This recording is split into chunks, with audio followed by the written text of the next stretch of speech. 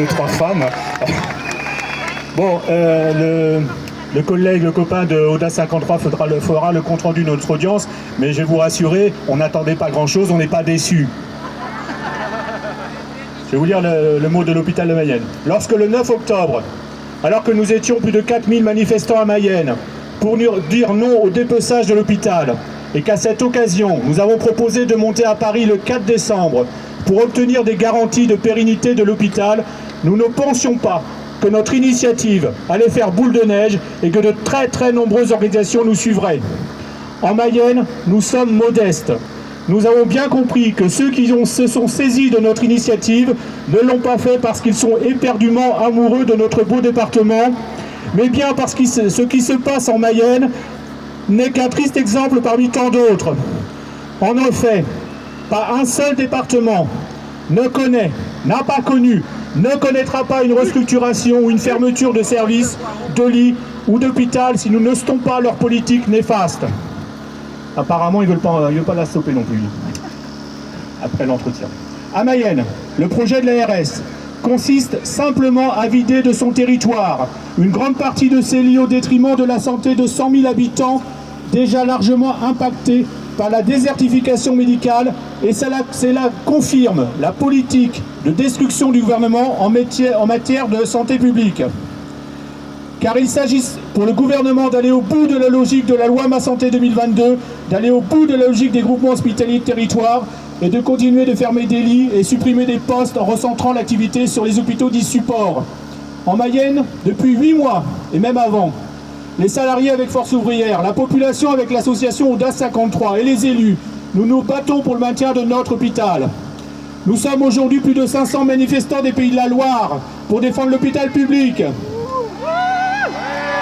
Et je remercie au passage du DFO 75 et du RIF pour leur aide logistique. Même pendant la pandémie, rien ne les arrête. Le gouvernement a supprimé 5758 lits en 2020. En Mayenne, comme partout ailleurs, nous refusons de faire partie des statistiques de 2021 et des années suivantes. Les mobilisations en Mayenne ont obligé Castex de nommer un médiateur pour apaiser la situation.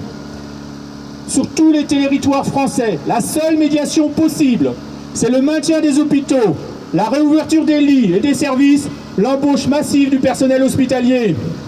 La population, les soignants, le disent et le répètent. Quand c'est non, c'est non. Ils ne veulent pas de la fermeture de leurs hôpitaux et nous sommes déterminés. Car au projet des ARS se rajoutent des fermetures de lits par milliers par manque d'effectifs de soignants. Et il ne s'agit pas seulement d'un problème conjoncturel comme on veut nous le faire croire, mais ce sont bien les conséquences des politiques de santé que nous dénonçons depuis des années. Des centaines de services sont fermés. Les plans blancs sont déclenchés partout, tous les jours. Dans les Pays de la Loire, une demi-douzaine de services d'urgence et de SMUR sont au mieux en procédure dégradée, fermés un jour sur deux, voire plus. Tous les hôpitaux sont impactés, même les CHU. Et les conséquences sur la santé des citoyens sont dramatiques, on le commence à le lire dans tous les journaux. Nous sommes des centaines de milliers à ne plus avoir accès à la santé. Les agents hospitaliers fuient l'hôpital public à cause des conditions de travail, et ce malgré les augmentations de rémunération avec le Ségur arrachées par les mobilisations avant et pendant la crise. Et nous continuerons à nous battre pour l'amélioration et l'extension des mesures pour tous. Les changements continuels des plannings, les changements d'horaire, les rappels incessants sur les repos, les précarités finissent par écœurer tous les hospitaliers. Seule l'embauche massive de personnel hospitalier formé améliorera les conditions d'exercice. Les semaines passent et la situation des hôpitaux se tend. Nous ne pouvons pas accepter que la seule réponse du gouvernement soit des plans cosmétiques et marketing. Il y a urgence. Les promesses, la main sur le cœur, de la fin du dogme de la fermeture des lits ont vite été oubliés et le dogme de la politique d'austérité et d'équilibre comptable a vite repris sa place. Nous ne pouvons pas accepter que ce gouvernement continue la transformation de l'égal accès aux soins en équitable accès aux soins qui se terminera par plus du tout d'accès. De nombreux endroits, le combat contre l'effondrement hospitalier s'organise et les réactions sont importantes. Mais nous ne pourrons pas nous battre chacun de notre côté avec plus ou moins de soutien, de succès.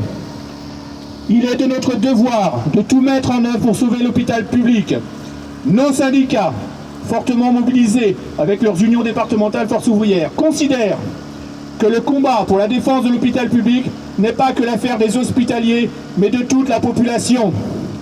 Nous considérons que l'initiative du 4 décembre doit être un tremplin pour la reconquête de l'hôpital public, et cela dans l'unité la plus large possible. Merci.